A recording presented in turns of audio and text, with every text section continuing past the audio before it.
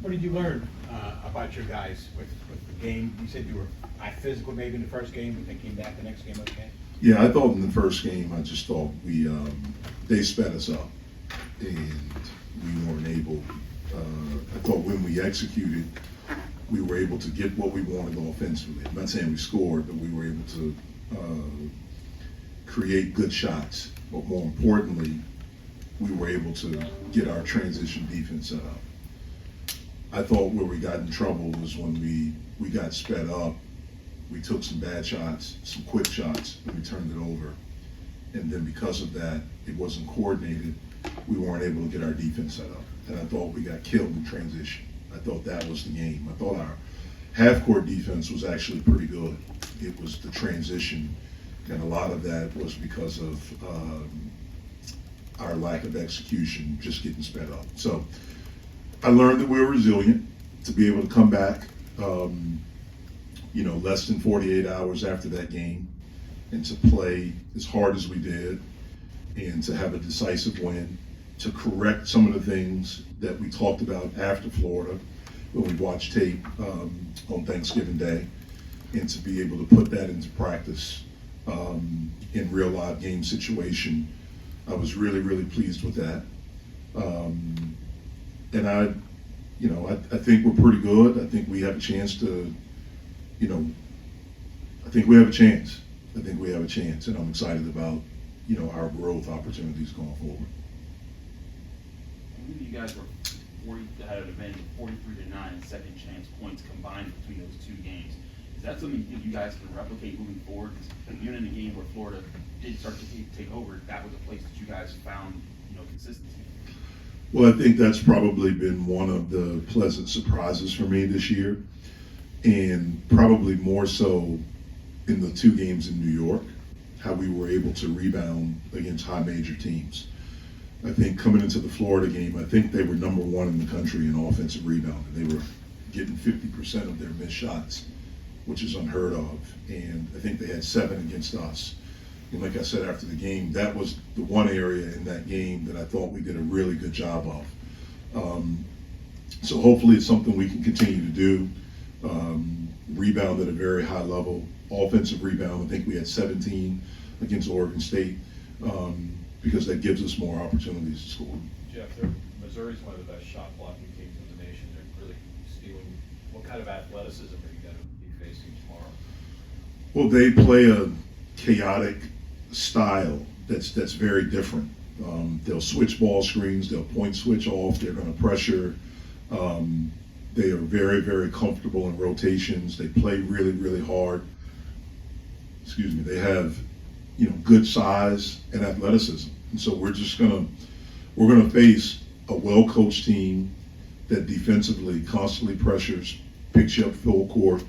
They'll play 12, 13 guys, and they're going to be relentless coming after you. So it's going to be really important for us to have poise, to be strong, to not get sped up, to make sure we're organized offensively and defensively, and to play with the toughness and physicality that's necessary in that type of game. It was part of the education of this team, playing chaotic style like that. Yeah, we have to be able to do it. Florida, they were the first team to really come after us.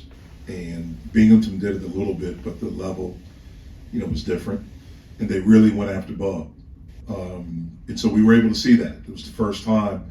I thought we handled it better in the next game. I thought Bub handled it better in the next game against Oregon State. And so, again, this will be, I think they're going to come after us. I know that. It'll be in a different way, from what we've seen, and we have to be able to handle it. The one thing about our league, there are different styles. And so you have to be able to adjust and adapt to whatever style teams are playing. We talked a lot last week about how Bub handled the pressure and playing against Power 5 guards. How do you think Jalen did in his reserve minutes? I thought he did very well. Jalen can't judge himself and should not be judged by the ball going in the basket. I thought he made some really good plays, especially against Oregon State. I thought he got us into stuff. I thought he passed the ball very well. The shots will come because he's a good player. Those will come. But I thought his floor game was really good. I thought he defended very well. I think he's getting better and better. And I think he's going to be really important tomorrow. A couple of bouncing off that a little bit, just how have you judged process versus results for the entire team this early in the year? Well, in what we do and what I do, the results are wins and losses. But for me, I look at growth. I look at, are we getting better? How are we handling situations? Are we getting better in practice? Do we have the right attitude? I think if we take care of that stuff, then I think that helps the result take care of itself. So I've been pleased with that. I've been pleased that, we got off the mat. That was the first time that we've gotten punched and we got off the mat. That's a really, really good sign. We've handled a little bit of success well. Now we've beaten a high major team, a Power 5 team. How do we handle that? When we come back, how do we handle that? I thought we did a good job of practice yesterday. Last week was such a busy, hectic week with travel, playing the 2 games in less than 48 hours, off Saturday, and now you come back to practice. When you've played those types of games, sometimes the practice can seem monotonous and guys want to just play. I thought we had a really good practice yesterday. So again, I look at it, the process of how are we approaching each day? Are we showing up the right way to get better, to work, to understanding that we have a high ceiling that we haven't reached it yet?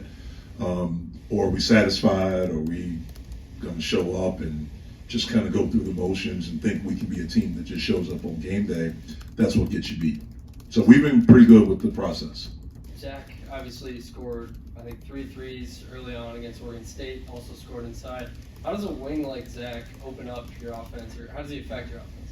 Yeah, well, I thought he had a good 2 games up there. I think he had 10 and 9 against Florida and 19 and I think 8 in the second game. Zach's a guy that can shoot the basketball. He made over 60 threes each year in his 2 years at High Point. We want him taking good shots. We have all the confidence in the world in him doing that. But I thought he played with power in that game. He had a play in the first half where he caught it at the top of the key, immediately ripped and drove and went in to have a confrontation at the rim, got fouled. That's who he needs to be even more. He got 2 tip dunks all over the offensive glass. And then to be a consistent defender.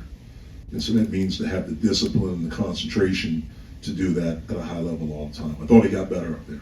Does a guy like Zach make everyone else kind of better at rebounding when he's on the floor as well? Yeah, I think there's so many different things that Zach can do. And I think he's just scratching the surface of the player that he's going to eventually become. I think he's talented. Obviously, he has athleticism. He has good size. And he can make shots. It's just learning the discipline to do that at the high level all the time. So your concentration level, your preparation, all of those things are continuing to improve for him. He's been able to get by on talent and athleticism. And as you take a step up, those things kind of even out. And so it's the discipline, the concentration, and the preparation. And he's learning how to do that. He has an unbelievable attitude. He's an unbelievable kid. He wants to be good. He's a great teammate, not a good teammate. He's a great teammate. And the guys love him.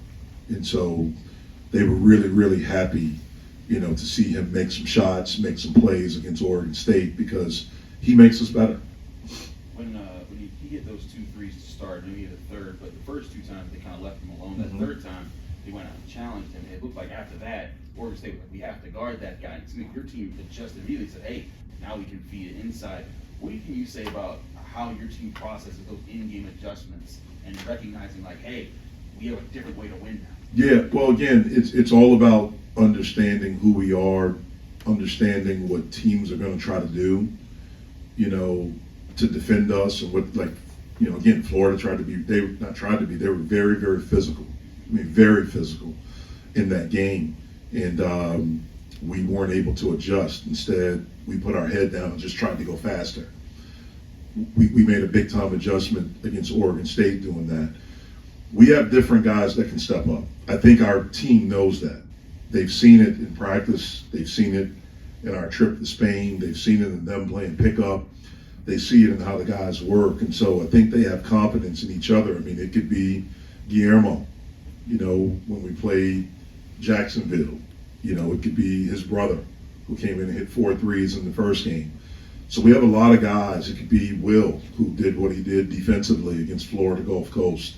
Jalen had a 10-point half. I think it was against Binghamton. So we have different guys that can step up. We just need everyone pulling in the same direction, which we have been, about it just being about us winning. That's it. And what do I have to do to help us win? And the guys have had great attitudes about that. Are your bigs progressing the way you like them to progress at this point? I think they have. I think they've gotten better.